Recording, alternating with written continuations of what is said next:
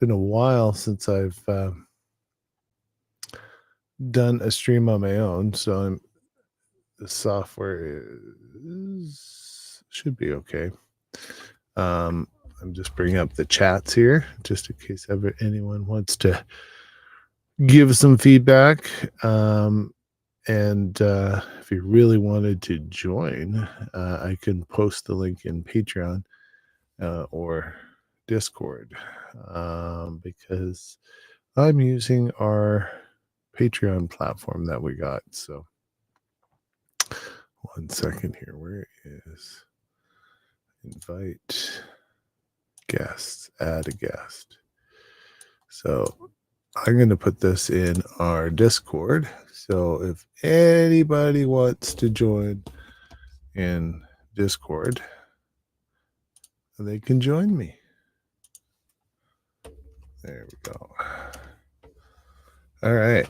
So it's all out there in Discord. So if you feel like you want to come on and join me, you can. I'm just, again, like I said, bring up the chat here.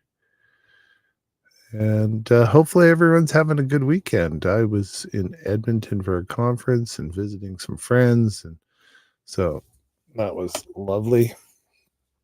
Ray's there. Hey, Ray. Do you still have access to Discord? If not, I could send you the link.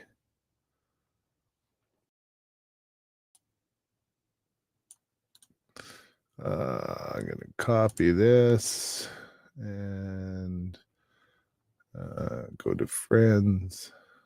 Somewhere in here. I never know where it is. In Discord. I'll find it. Yeah. Where's friends?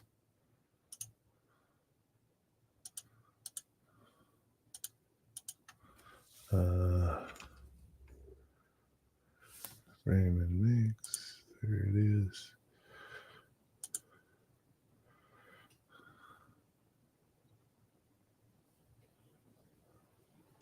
No David today. No.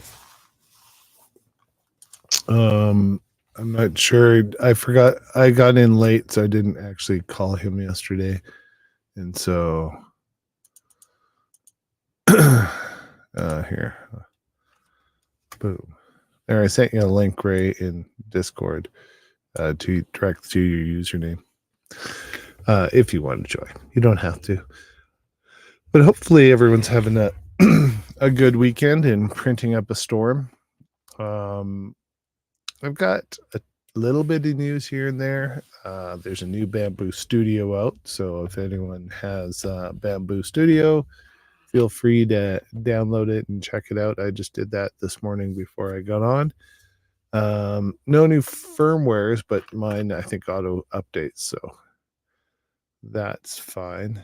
I did notice that there was, and we hadn't heard a lot of movement on this, but there was some controversy about NetFab a while ago.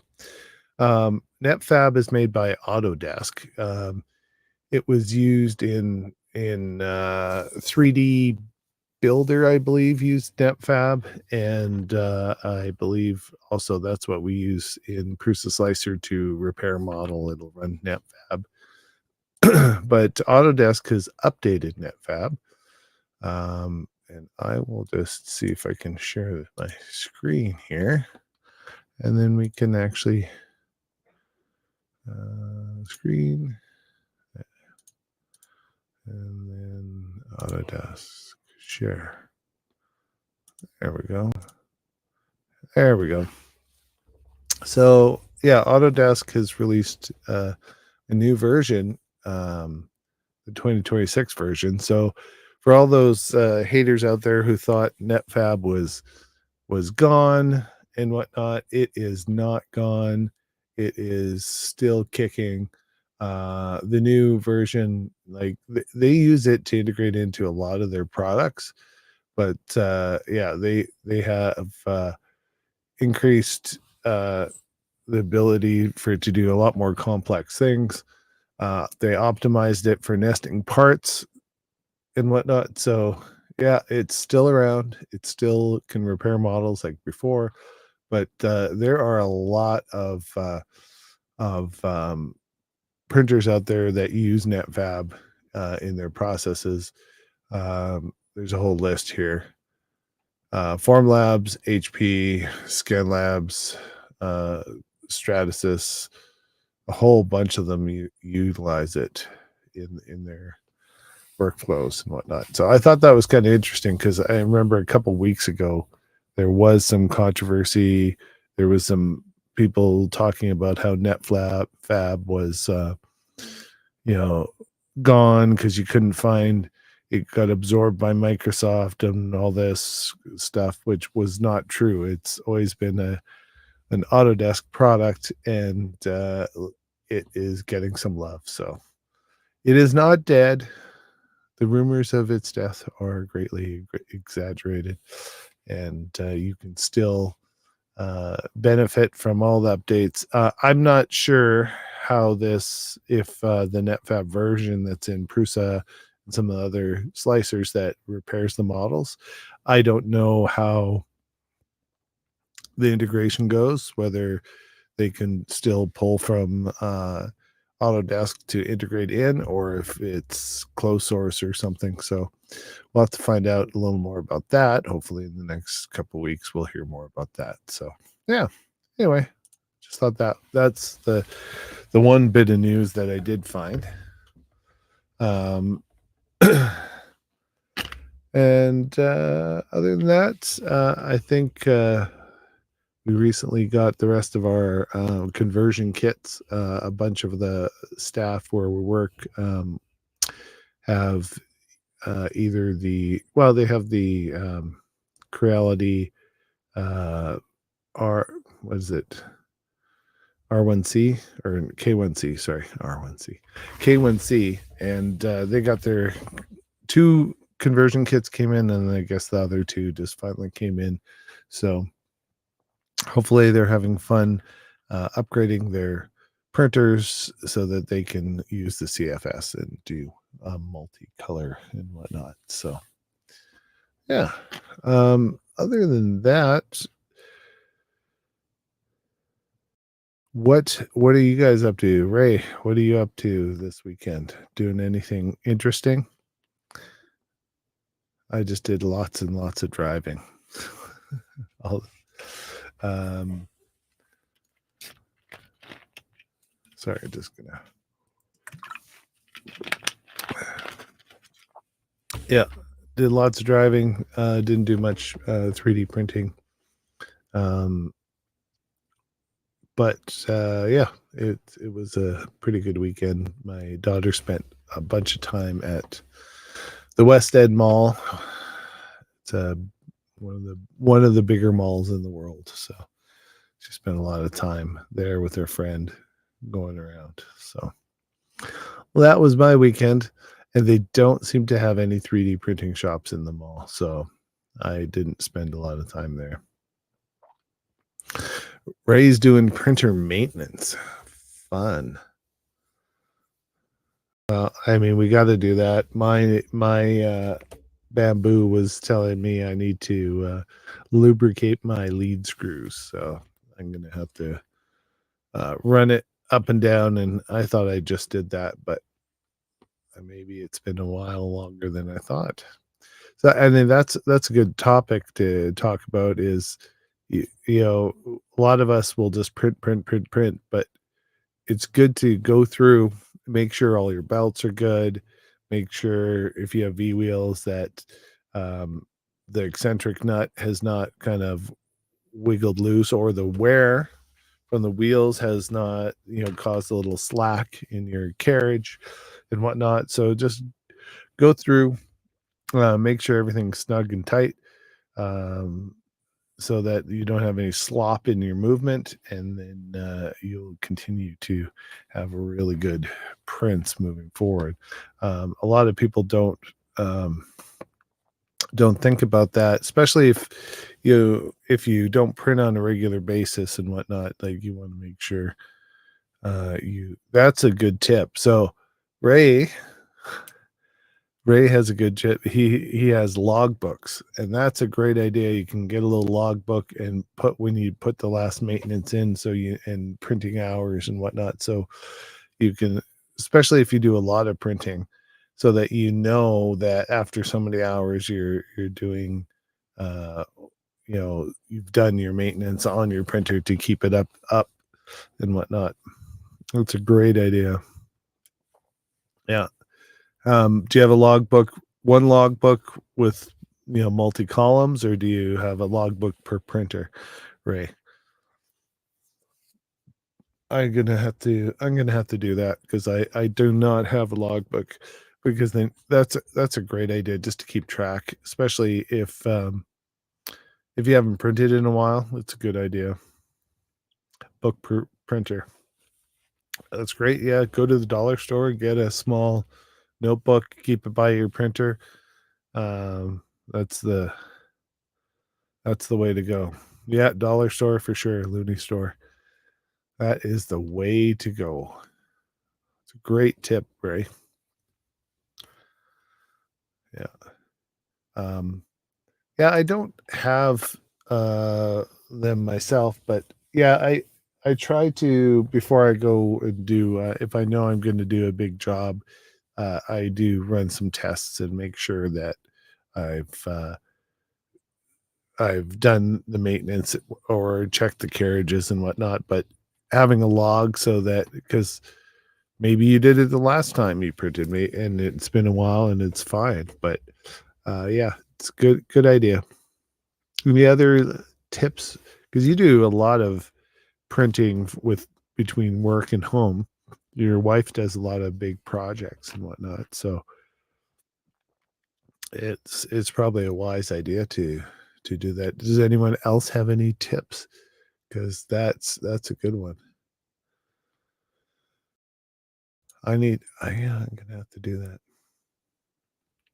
Yeah.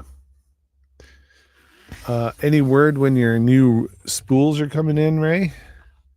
I know there was talk of some revamped spools at work. Are they on their way? The next batch before Christmas, or will they be here sooner?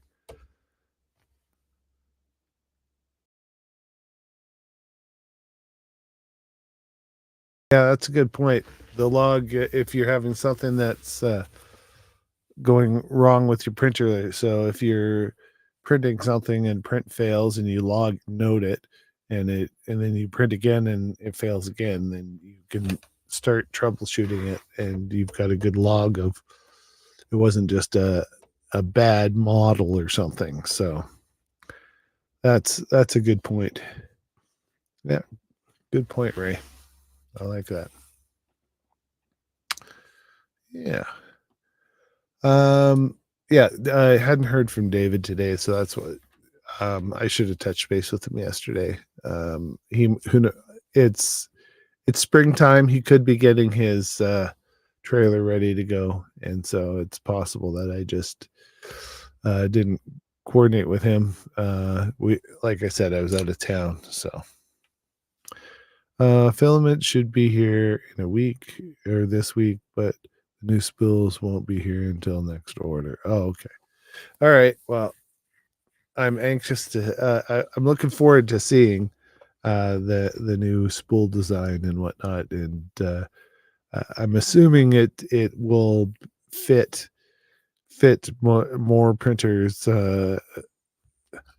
without having to modify the lids and whatnot. So that'll be great, and I'm sure that'll save some weight. I don't know if you could get charged by, the weight, or if he gets charged by, the size of the spool. Hmm. Yeah, because I mean, a kilogram's a kilogram, but I mean, you also have the weight of the spool. So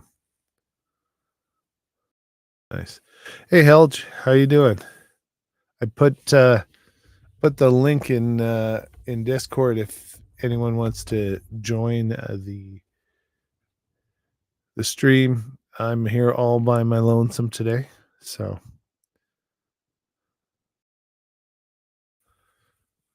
well, hopefully with the new spool sizes, you can fit a couple more spools in a sea can, and then that'll be all right.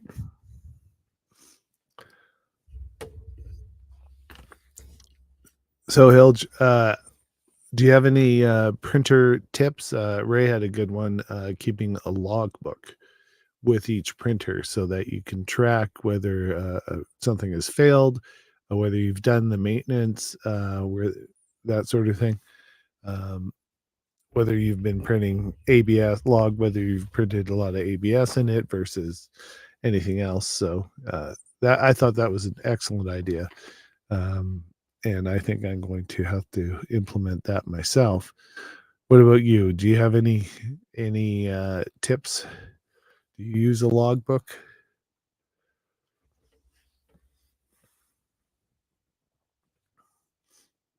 Yeah,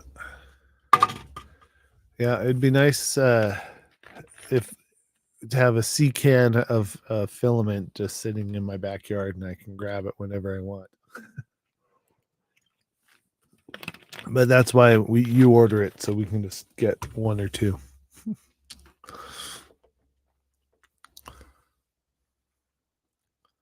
Um, other than that, the I didn't see a ton of other news. Um,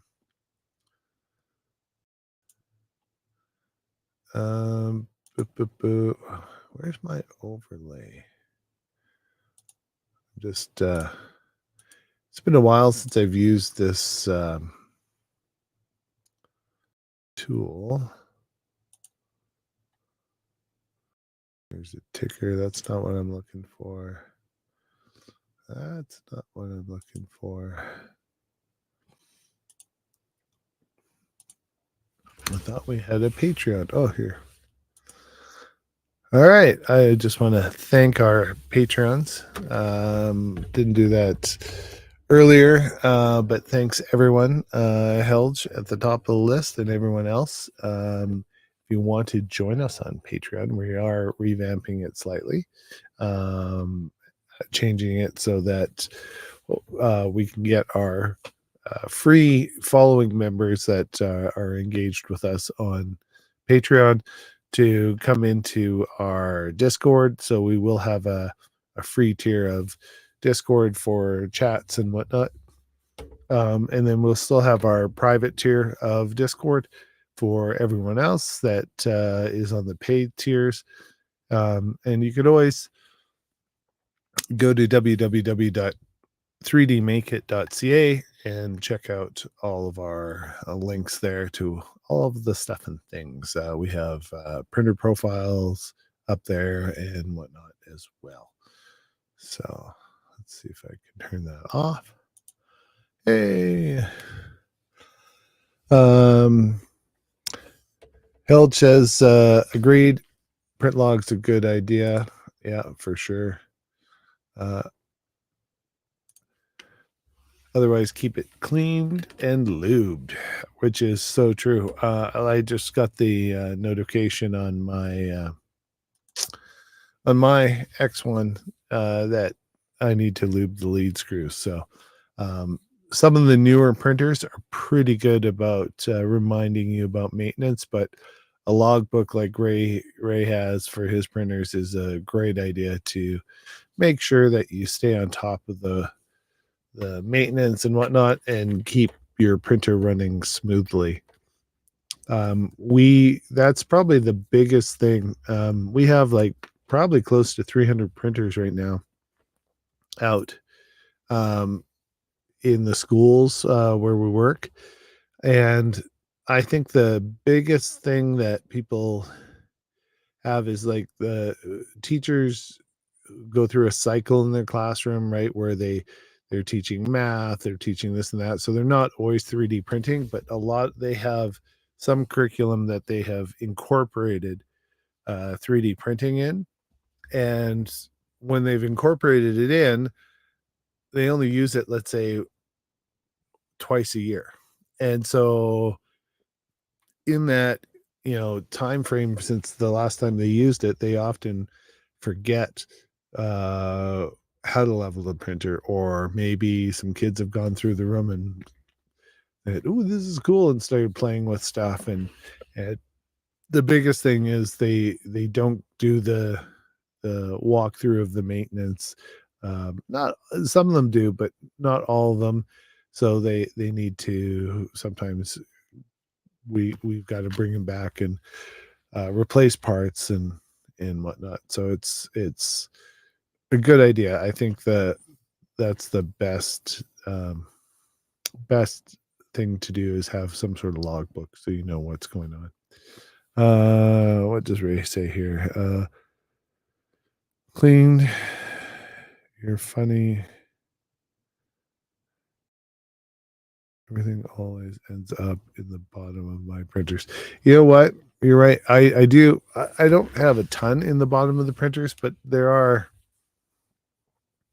Even though I have the chute on the back and whatnot, there are little bits that will kind of break off and whatnot, and that will be in the bottom, and I'll have to clean them up. So, um, but I think the lubrication is the main thing I got to do on this one. And my bed's looking quite gummed up, even so. I think it's about time to take it out and give it a good cleaning, and then put it back in, because it's. I think I've coated it one too many times with this without cleaning it up. So it's time to give it a good cleaning so I get a nice surface on the bottom of my prints. I haven't had a sticking issue or anything, but it's probably a good idea to get it all cleaned up and do some maintenance on it. Um, how how many how many of you out there have multiple print beds that you rotate through while you're printing? Yeah. Yeah, I just actually went through. I've got these. The Bamboo has the self lubricating rods, but you have to clean off any gunk, especially if you've been printing ABS and whatnot with isopropyl alcohol. And I cleaned mine up the other day, ran it a few times, and then gave it another cleaning. And man, they were dirtier than I was expecting. Holy cow! Um, but yeah, and then once I did that, I redid the because I adjusted the belts a bit too. So once I did all that and greased the lead screws, then I had to do the calibration one more time, just because I adjusted the belts and everything. I mean, the movement could have changed and whatnot, so I had to do the full on calibration just to make sure that everything was good, and then my prints have been fine. So yeah.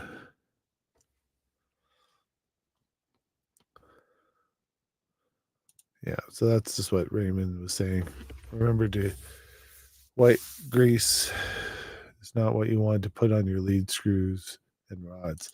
Yeah, you want to keep it nice and thin. I have the not white lithium. Um I have the what is it? The silicone or the dry lube. It's like PTFE dry lube. It works really good. Yeah, use Triflow. So Ray says he uses Triflow oil. Um, I don't think I have any. I don't think I have any Triflow. What is this one? No, but I do have some of the PTFE dry stuff. Um, and that seems to work pretty good without uh, building up a lot of gunk, because that's the last thing you want when you have the white lithium grease and whatnot. Um, it can just attract more gunk. At least that's what I've kind of found, especially if you have an enclosed printer. Um, it wasn't as bad when you had like a CR10 or an Ender. Um, but with an enclosed printer, when you've got, if you're printing ABS, you've got it's a little hotter in there and you've got some particles and off gassing. Yeah, you want to make sure that little bits of grit and whatnot just doesn't get in there because it'll really, like, I mean, the brass bushings to the lead screw, there is actually quite a bit of movement in there, but if you have it packed with grease and dirty grease and particles and whatnot, you can get some binding, and so that that's not what you want. So clean them out good. um Run them up, clean them out, run them down, clean them out, clean the rods, get all the gunk out, and then put some. I personally like Ray likes the tri-flow. I like some of the PTFE stuff for my rods.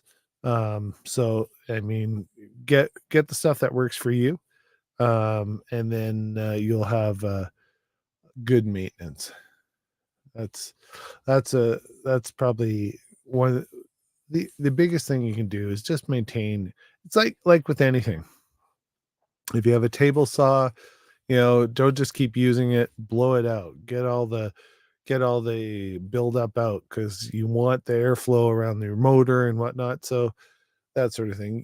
You have to, it's really good idea to maintain your tools, clean them up and whatnot, and you'll have much longer experience with these tools and a better result with the tools, just by doing a tiny bit of maintenance. Like it doesn't even take long to do the maintenance, and you will extend the life of any of your tools. Right? It doesn't matter if it's a drill, doesn't matter if it's a 3D printer or whatever. It just a little tiny maintenance goes a long way to having a really good experience with whatever tool you're using.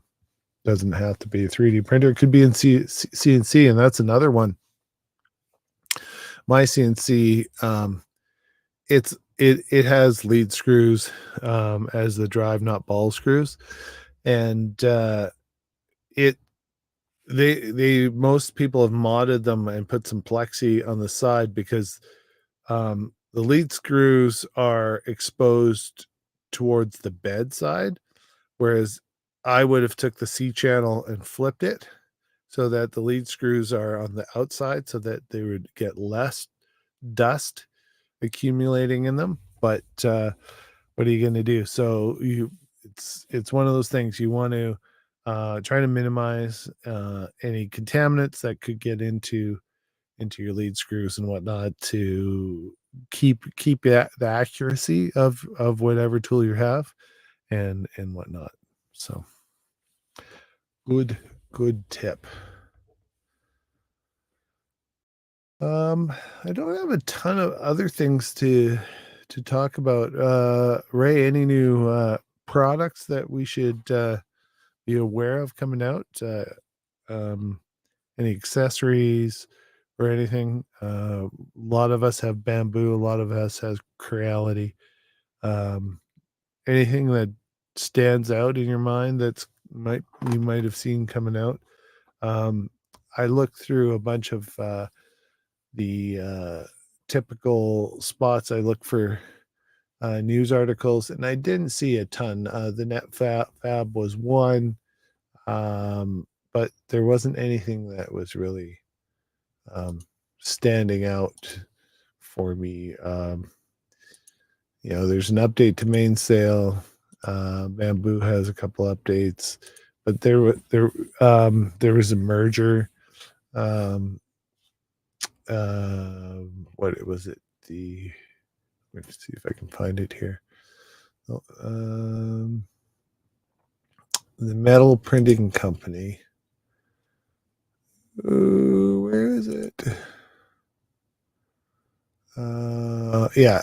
So Nano Diamond purchased Markforged, and they finished the acquisition. So Markforged was the metal 3D printing company. You had to basically you had almost a wax binder with metal powder. So you would choose your filament. It could be titanium or copper or whatever, and then you would put it through the printer, print your object, and it had just enough binder in it to be able to spool the filament, which was and whatnot. Oh, Raymond's here. Hi. Hey, Ray. Hey, how are you? Oh, why am I not hearing you? Wonder if that's my end. I don't know. Um, I'm not hearing me either. So I don't know. Can you guys hear Ray? Because I can't hear Ray. I guess it helps if I say something. That's weird. I do see it coming up, but just hold on. Maybe it's my end on the back end here. Ray. One sec. Headphones.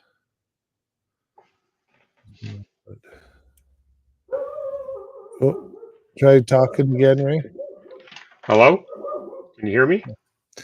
It's acknowledging that you're talking, but oh, here I see why.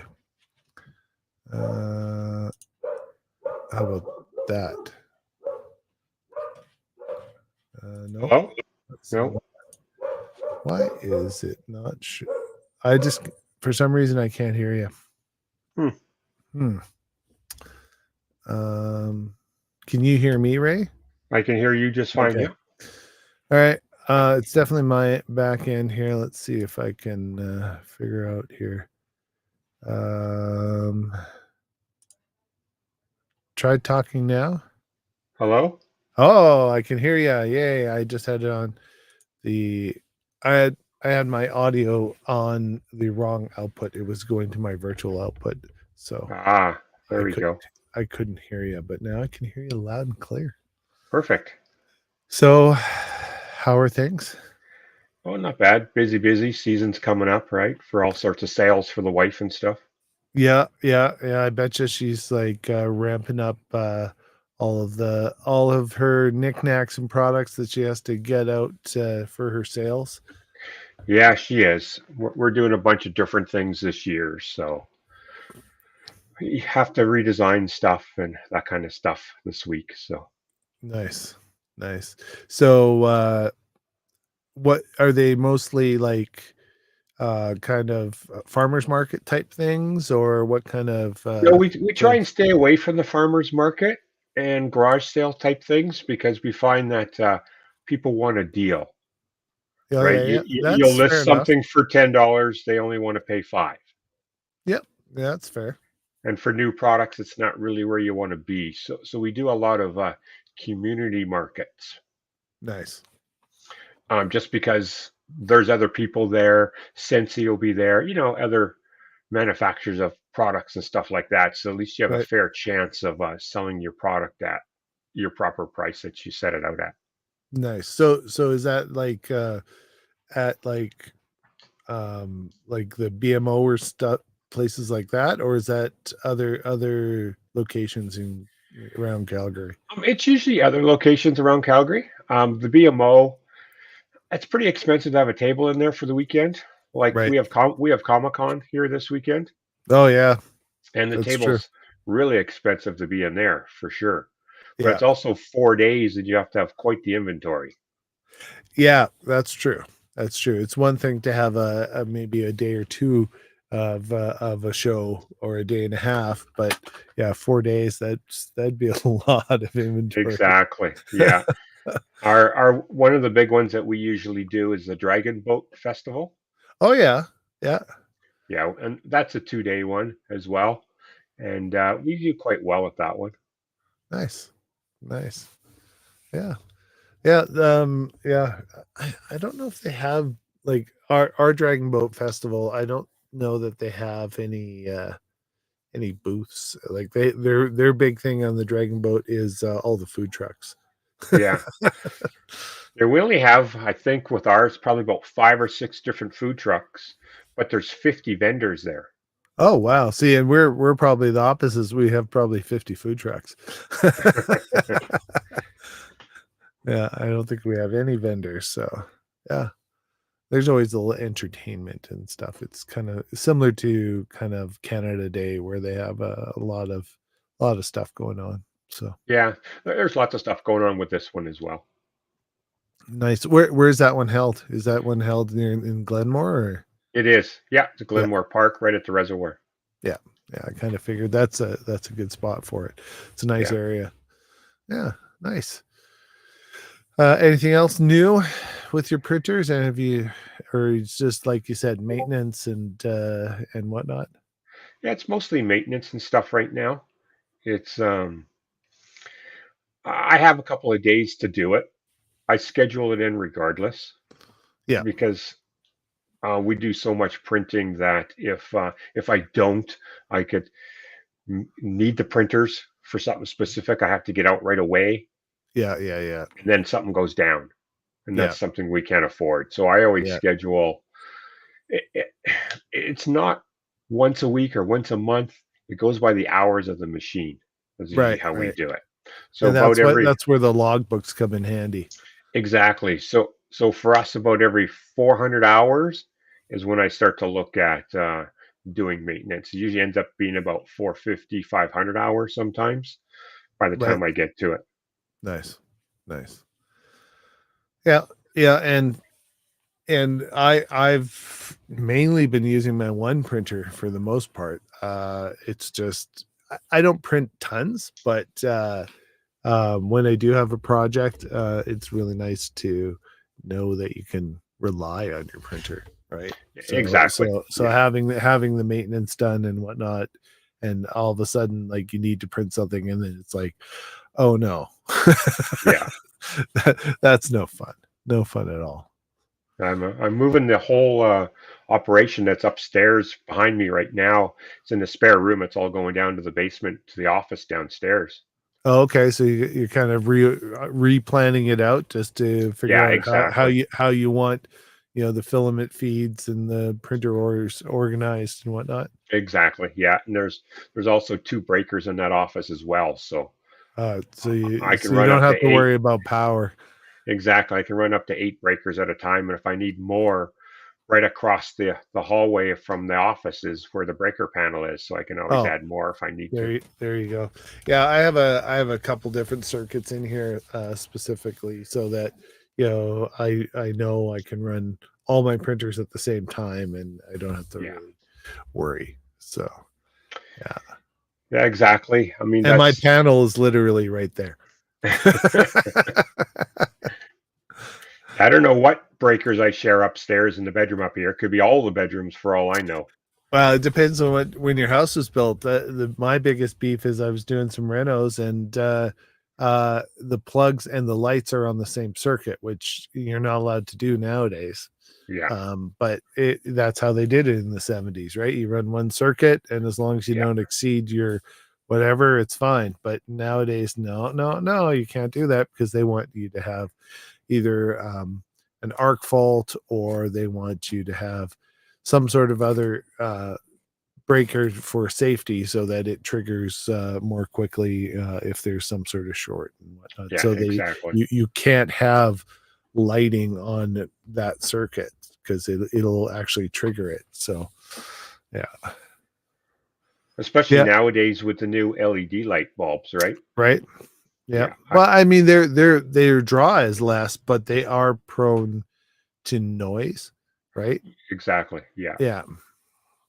yeah. Yeah. And then I find some fixtures can't use those LED bulbs as well. I got some in the basement that every time I put it in there, it just doesn't work. They don't dim, they don't do anything. Yeah. So that I believe is the dimmer itself. So what I have found is that there are older dimmers that cannot they don't have the circuitry, they just can't handle LEDs because they want I don't know if it's a cleaner power or if it's a more control on the frequency coming out of the dimmer as it brings it when it brings your voltage down to dim it. So I did have to buy a couple new dimmers that were LED compatible, and it Right. says right on the dimmers now whether it can do regular compact fluorescent or LED. Like it says right on the dimmers now. Right. So if you get Yeah. that could be a fix. So yeah. And then of course our 110 power here puts you about 4 printers on a line at once. Yeah, that's true. Yeah. That is if you run them all at once, though. Like if you start them all Oh at yeah. once, so the heat beds all come up at once. Yeah. I've ran, I think, 8 printers off of one breaker without a problem, but Yeah. started them all separate. Yeah. Yeah. If because once it's just maintaining, it's not so bad because it's just putting a small pulse of power in to maintain the heat. But Yeah, yeah, if you're it's the classic scenario where everyone brings a crock pot to work and they wonder why they can't plug 6 crock pots yeah, into one breaker and it's dripping it all the time. yeah, Yeah. I mean, an extension cord multiplies your power. yeah. Yeah. Yeah. It's So like the new Creality Ender 5 Max. Have you seen that one yet? no, I haven't. No, that's a big 400 by 400 by 400. Oh wow. That doesn't sound like an ender. Well, it's an Ender 5, right? Yeah, So, yeah, yeah. but Yeah. it draws a lot of power, that guy. Oh, I bet. Yeah, Yeah, well, I mean, I've got my uh Bumblebee over here, the Chiron. It's its bed is like 410 by 420, or so it's a little bit larger, but oh hmm, man, they put a 1,000-watt power supply just for the bed. yeah, So yeah, so that one I have to make sure that if I'm heating that one up, I have it's I don't have my other ones on at the exact same time, just so that I'm not stressing the breaker. Once like you said, once it's heated up, it's good to go. yeah. So We had a company come and buy 8 of those the other day, and Julie and I had to put them together for them because they oh didn't want to put them together. So, oh nice. and then when they got them, I said, make sure you run one per breaker when you're starting them up. Oh no, we'll be fine. They get a phone call. These are tripping our breakers. Oh, I gave you instructions. Yeah, exactly. Yeah. Yeah, people, so it's like in the old days when people would try to go camping and they would try to plug an inverter into their cigarette lighter in their car, but they just weren't aware or didn't educate themselves on the wattage, right? Hmm.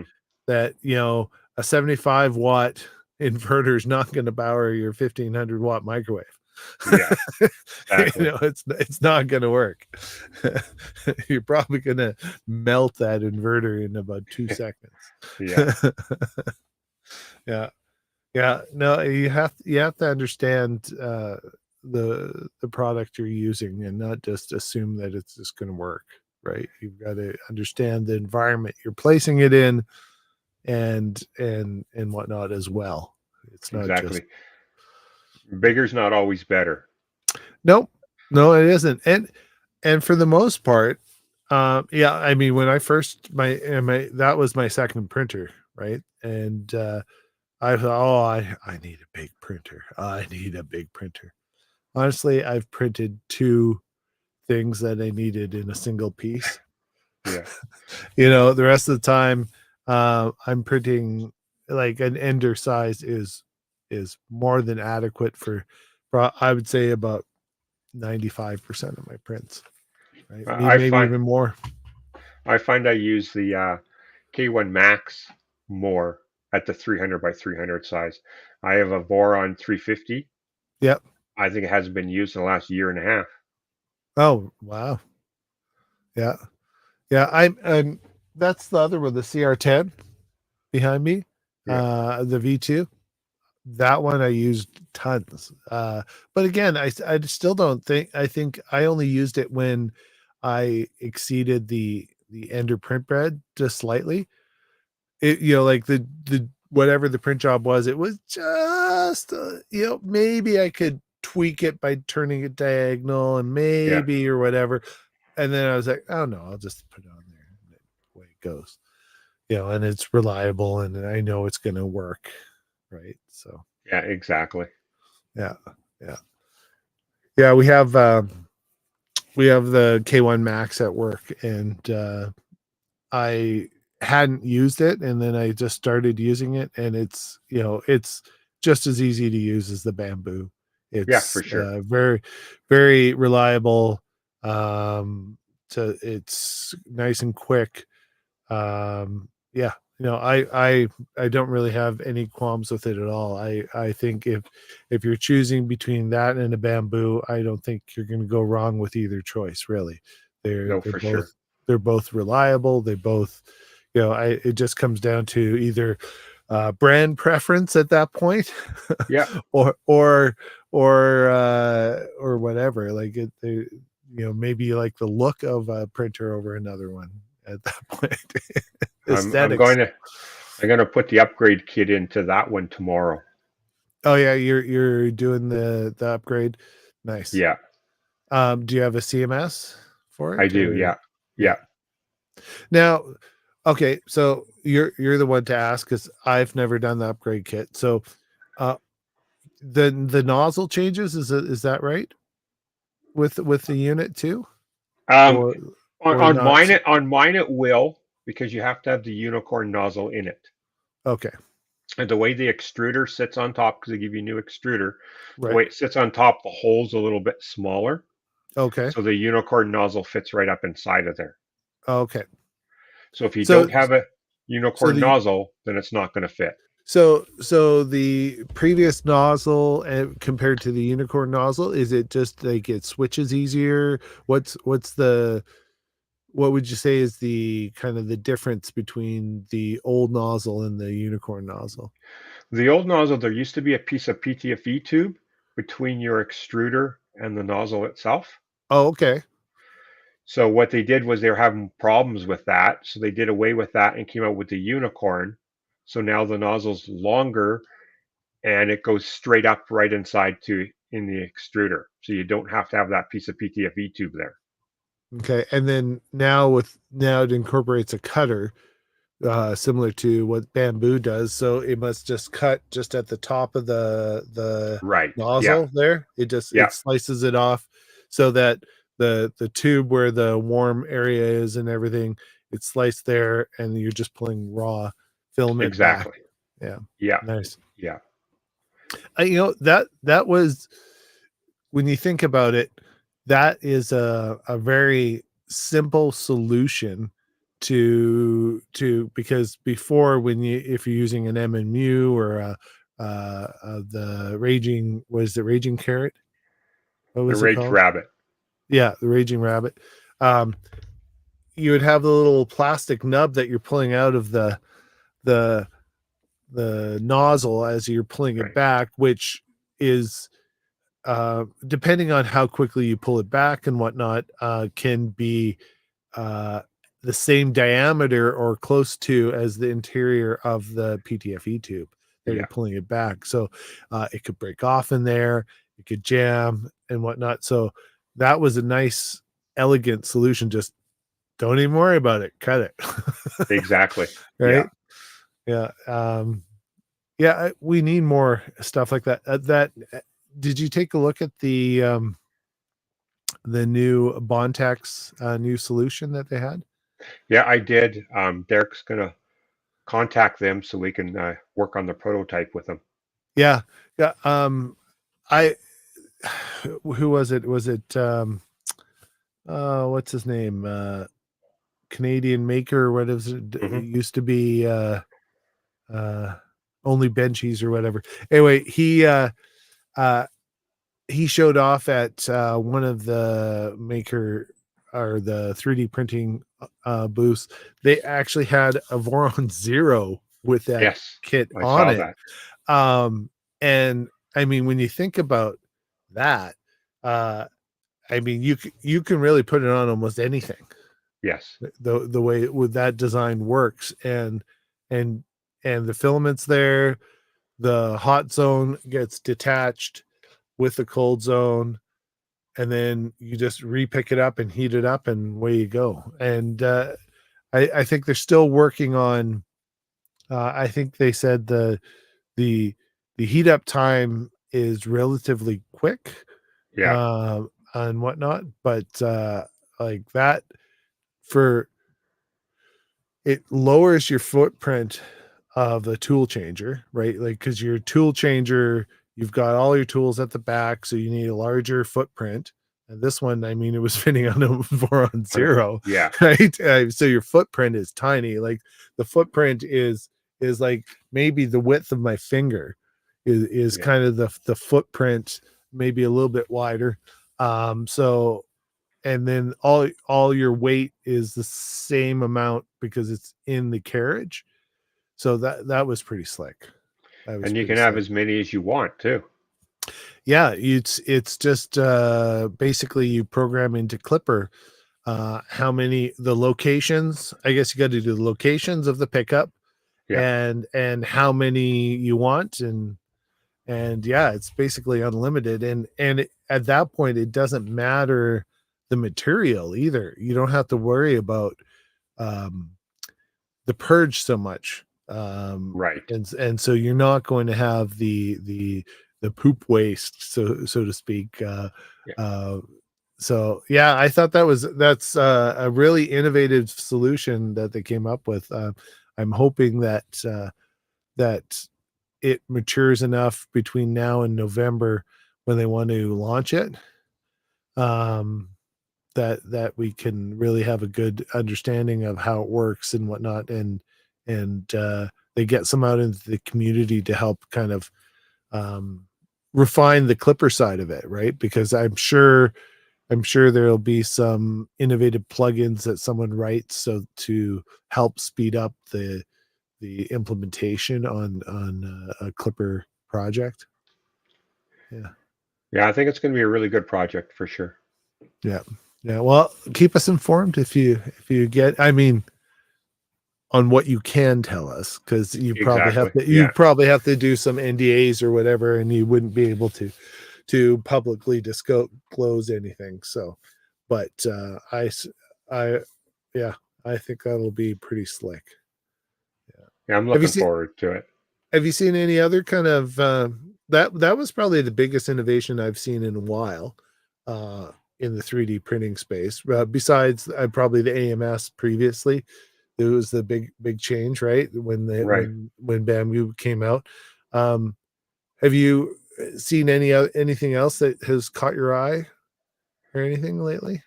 No, not really. I did see a printer on Kickstarter that's kind of doing the same thing as Bontech. Oh So yeah, it's got your four pickups, right, and very much like the XL, the Prusa XL, right, where it's got your four pickups and that sort of stuff. But the price is, I think it was right around $1,000, right, which was a good deal. yeah. Well, I mean, looking at the Bondtech solution, I mean, you could add that to any printer for like $500 ish, right? Exactly. Right. From what I So yeah yeah, from what I understand, each one of those tool heads would be about $45 US. yeah. Well, I mean, because you've basically got probably a proprietary heat break, Hmm. and I don't know if they're selling like the whole tube and everything, and then you just bring in your PTFE and then you're done. And the mounting bracket. It looks like it was there was some magnets involved, some like rare Hmm. earth magnets and whatnot. Yeah, So that minimizes your mechanical switching and whatnot. It's just you bring it in, and probably all the connection is on the extruder side, exactly. which Yeah. simplifies everything. Whereas you look at whether it's E3D's tool changer or Prusa's tool changer, there's a lot going on Exactly. Yeah. in the tool change process, Oh yeah. you know, that could cause your print to fail. Hmm. If right, Most because definitely. yeah, yeah, I mean, if something, like if a step is lost or something and it's not quite aligned and it doesn't lock on right, like I could see um a lot of things happening there. So Yeah, no, exactly. And I think it's going to be good for the industry for sure. yeah, any of those little things to get people thinking about, you know, we're not done innovating, right? Right. Right, like to inspire, like, you know, the AMS obviously inspired the CFS and all the copies, right? Hmm. And this I'm sure they've probably patented up the wazoo, Yeah. which good on them. They should. They should probably be able to, um, especially if they're going to offer it at a reasonable price and whatnot, they should protect their intellectual Exactly. property in that. I'm all for that. That's fine. Um, but I mean, even if they license it out, like if let's say Creality wants to incorporate it into one of their printers and call it, whatever, the Hmm. Creality fast switching tool head or Yeah. whatever, right? But they license it out, great. They get to benefit from the new technology and whatnot. And I think they said that they're in talks with a few printer companies. So Yeah. hopefully they're the hobby side of the printing companies, Yeah. Exactly. so that we can benefit from it, right? Yeah. Yeah. So Even at that, I mean, it shouldn't be that bad for price wise. I think the price mhm. break will be decent and that sort of stuff. Yeah, I think they said the extruder itself was around, I want to say 250, but that could have been US, right? Yeah. Yeah, I Yeah. don't I who knows. With tariffs it could be $1 million, who knows. Yeah, but it's not done in China, right? So No, no, but still have to add at least 10% if it's in a yeah. country other than China. Yeah. Well, So it'll be cheaper than just buying a CFS or an AMS by itself. right, and that's I think the biggest innovation in that, right, is Hmm. you it's ultra compact version of the AMS almost, right? Exactly. And simplified because you really just have the one extruder that's pulling the filament, which is what we've had forever for on all our printers, right? Hmm. So yeah, no, I think that's a great innovation and whatnot. And paired with their large extruder gear and whatnot, I think that'll be an easy way to grip onto the filament and still have it feed pretty accurately. Yeah, So for sure. yeah, yeah, yeah. Yeah, I haven't seen anything else. I've been kind of looking around because it's one of those things where um, you know, there's I don't think we're at a point where like every phone right now is just a rectangle brick, right? Yeah. I don't think we've hit the point where uh the innovation has been totally done everywhere. I still think there's lots of room for some advancement that we haven't seen yet. Yeah, I think it'll be quiet now from now till about September. Yeah. And then come September, they'll start to bring some of their new stuff out, a lot Well, of these well companies. I'm sure that every company that saw that demo is like, why aren't we doing that? Yeah. Right? Yeah. And everyone's be like, that's brilliant. Why haven't we? And so everyone's gonna try to copy that and whatnot. It's just like, you know, as soon as the AMS came out, we had the turtle. What is it? The turtle. The box turtle. box turtle, that's compatible versus the CFS versus, everyone's jumped on the multicolor bandwagon at that point. Yeah, But exactly. I haven't seen, and maybe you have, like the Bontex of the world and whatnot, having an extruder with a cutter in it that you could retrofit your printer with. Have you seen anything? No, I haven't seen anything like that either. Because that's one of the things, like we talked earlier, really enables the AMS and the CFS to work so well, Right. right. So why haven't we seen something that can work with the box turtle or any of the enraged rabbit or whatever, because that would Yeah, that would probably enhance the usage of those ones quite a bit. for sure. Yeah. And so guys, jump on that out there. I'm actually waiting for someone to adapt the ACE system, which is Anycubic's multi-material system, Oh yeah. to a Because boron or something like, because it's because all open source. that one's Clipper Yeah, driven, isn't it? yeah. Yeah. Yeah. I And wonder and why. and it's a their Ace Pro is a really nice machine too. It can do half spools as well as full spools. Oh, Plus, it nice. has a heater in it as well. Oh, so it can do active drying. Yep. And it's a Nice. full-time heater, so it'll stay on whether you're printing or not. Okay, so it's kind of like the AMS 2 Pro or whatever. It's got separate power so that it can do heating as well, I think, and Yeah, drying. but the AMS 2 Pro is a little bit different because it cuts the dryer when your printer is printing, Yeah, that's true. right? This Where yeah, okay. where this Ace, it doesn't. It stays on, and it's got its own Oh, power source as well. okay. Hmm, nice. Yeah. So I'm just waiting for someone to adapt that code to a machine. Uh, I'm sure it won't take long for someone to do that. It No, should. exactly. Yeah. Yeah. Well, we are at the end of the hour here, and thanks for joining, Ray. Oh, Uh, you're welcome. I was fumbling a little bit. It's been a while since I've done it on my own. But thanks for coming on, and thanks for everyone for joining in chat here. And and David is in chat. Hey, Dave.